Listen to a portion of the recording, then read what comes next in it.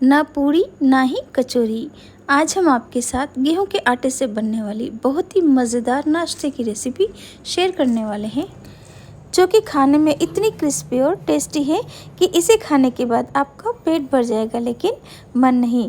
तो फिर चलिए ज़्यादा देर नहीं करते हैं और जल्दी से इस टेस्टी नाश्ते को बनाना शुरू करते हैं। आज के इस नाश्ते को बनाने के लिए सबसे पहले हम कढ़ाई में 1 कप पानी डाल देंगे।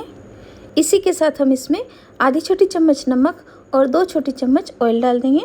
ऑयल की बजाय आप चाहें तो यहाँ पर घी या बटर भी ले सकते हैं। गैस का फ्लेम हम मीडियम कर लेंगे और पानी को हल्का सा गर्म होने देंगे, क्योंकि अब हम इसमें डालने वाले हैं 2 कच्चे आलू को कद्दूकस करके हमने पहले ही पानी में डाल कर रख लिया था, ताकि ये काले नहीं पड़े। तो आलू को अच्छे से निचोड़ कर डालें, वरना आपका नाश्ता गीला हो सकता है। आलू को पानी में डालने के बाद अब हम इसे ढक करके रख देंगे और मीडियम फ्लेम पर पकने देंगे जब तक कि ये अच्छे से सॉफ्ट नहीं हो जाते हैं। तो यहाँ पर लगभग 5 से 7 मिनट हो गए हैं आलू को पकते हुए, और आप देख सकते हैं आलू का कलर हल्का सा चेंज होने लगा है, यानी कि अच्छे से सॉफ्ट होने लग गए हैं। और यहाँ इसमें जो हमने पानी डाला था वो भी काफ़ी कम हो गया है। तो अब हम गैस का फ्लेम बिल्कुल धीमा कर लेंगे और इसमें 1 कप गेहूँ का आटा डाल देंगे और इसे आलू के साथ अच्छे से मिला लेंगे। यदि ज़रूरत लगेगी तो हम इसमें बाद में थोड़ा सा और गेहूं का आटा मिलाएंगे। तो यहाँ पर आप देख सकते हैं कि आटा मुझे थोड़ा सा गीला लग रहा है, तो आधा कप गेहूं का आटा और हम इसमें मिला लेंगे। यदि आपको पहले ही लगता है कि आलू ज़्यादा गीले हैं, यानी कि उसमें पानी ज़्यादा है, तो आप थोड़ी देर उसे उबलने दीजिए, ताकि आपको गेहूं का आटा कम डालने की ज़रूरत पड़ेगी। देखिए 1.5 कप आटा डालने के बाद हमने इसे अच्छे से मिला लिया है और इस तरीके से ये बनने लगा है। तो बस अब हम गैस बंद कर देंगे और इसे ढक करके लगभग 5 से 7 मिनट के लिए इसी तरीके से छोड़ देंगे, ताकि ये आटा भाप में अच्छे से पक जाए। लगभग 5 से 7 मिनट में ही आप देख सकते हैं कि आटा अच्छे से पक चुका है और इस तरीके से डो की तरह अच्छे से बनने भी लगा है। तो बस अब हम इसे एक बड़े बर्तन में निकाल लेंगे और इसमें थोड़ा सा बारीक कट किया हुआ हरा धनिया, इसी के साथ आधी छोटी चम्मच चिली फ्लेक्स डाल देंगे। चिली फ्लेक्स के बजाय आप चाहें तो यहाँ पर बारीक कट की हुई हरी मिर्ची भी डाल सकते हैं और इसका डो लगाकर तैयार कर लेंगे। डो लगाते टाइम हमें इसमें बिल्कुल भी पानी डालने की ज़रूरत नहीं है। तो यहाँ पर आप देख सकते हैं कि हमने ये डो लगाकर तैयार कर लिया है। डो बहुत ज़्यादा हमें सॉफ्ट नहीं रखना है। तो चलिए अब हम इसे ढक करके रख देते हैं, क्योंकि अब हम एक मसाला तैयार करने वाले हैं। तो एक बाउल में यहाँ पर मैंने 2 मीडियम साइज़ के बिल्कुल बारीक कट किए हुए प्याज लिए हैं। इसी के साथ एक बारीक कट की हुई हरी मिर्ची, आधी छोटी चम्मच चिली फ्लेक्स और स्वाद अनुसार नमक डाल देंगे। नमक आप जब नाश्ता बनाना शुरू करें तभी डालें। यदि आप इस मसाले को पहले ही तैयार करके रख रहे हैं तो आप नमक लास्ट में ही डालें। इसके बाद मैंने यहाँ पर आधी छोटी चम्मच ऑरिगेनो और इसी के साथ 1 छोटी चम्मच मैंने यहाँ पर टोमेटो केचप लिया है। टोमेटो केचप की बजाय यदि आप चाहें तो यहाँ पर इमली की चटनी भी ले सकते हैं। चलिए मसाला तैयार है। थोड़ा सा हम इसमें भी बारीक कट किया हुआ हरा धनिया डाल देंगे, जिससे कि स्वाद तो बढ़ेगा ही, दिखने में ये और भी ज़्यादा बढ़िया लगेगा। चलिए मसाले को रख देते हैं साइड में। इसके बाद मैंने यहाँ पर ये चीज़ लिया है। चीज़ के हम छोटे छोटे टुकड़े कर लेंगे। तो मैंने यहाँ पर 2 चीज़ क्यूब ली है।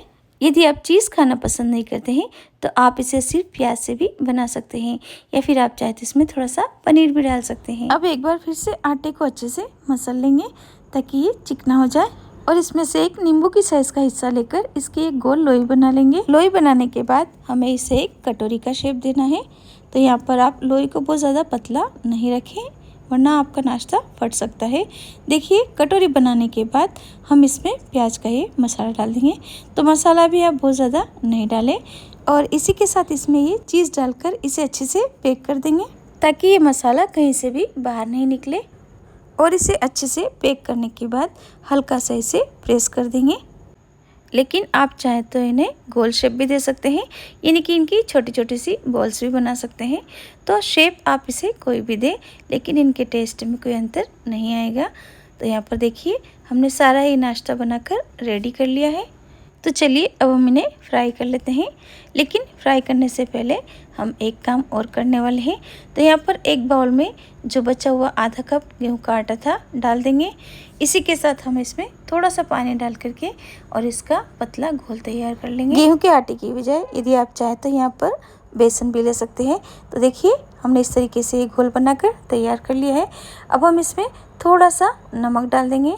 इसी के साथ में 1 चौथाई छोटी चम्मच चिली फ्लेक्स और थोड़ा सा बारीक कट किया हुआ हरा धनिया डाल रहे हैं। 1 छोटी चम्मच ऑयल और इसी के साथ सिर्फ 1 चिमटी, तो आप वीडियो में देख सकते हैं कि मैंने यहाँ पर सिर्फ 1 चिमटी बेकिंग सोडा लिया है और इसे डाल करके इन सबको अच्छे से मिला लिया है।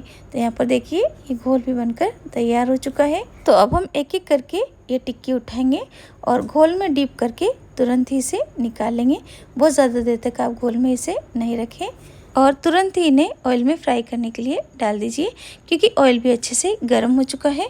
और एक बार जब ऑयल अच्छे से गर्म हो जाए तब आप गैस का फ्लेम मीडियम कर लीजिए और मीडियम फ्लेम पर इन्हें उलट पुलट करते हुए फ्राई करना है। आप चाहें तो बिना घोल में डिप करके भी इस नाश्ते को फ्राई कर सकते हैं, लेकिन यदि आप घोल में डिप करके ये टिक्की बनाएंगे तो आपकी टिक्की बहुत ही ज़्यादा क्रिस्पी बनेगी और बिल्कुल भी ऑयली नहीं होगी।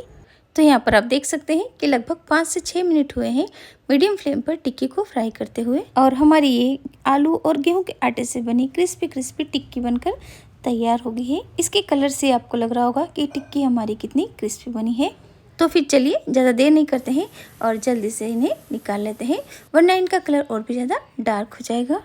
वैसे तो आपने आलू का कई तरह का नाश्ता बनाकर खाया होगा, लेकिन एक बार इस तरीके से गेहूं के आटे को मिलाकर आलू की टिक्की ज़रूर से बनाकर देखिएगा, आपको बहुत ही ज़्यादा पसंद आएगी। ऊपर से क्रिस्पी और अंदर से जूसी और चीज़ी ये टिक्की आप किसी भी चटनी या सॉस के साथ खाइए। और यदि आपको मेरी ये आज की रेसिपी पसंद आती है तो प्लीज़ आप इसे एक लाइक ज़रूर से दीजिएगा और मेरे चैनल को सब्सक्राइब करना बिल्कुल भी ना भूलिएगा। वीडियो देखने के लिए आपका बहुत बहुत धन्यवाद।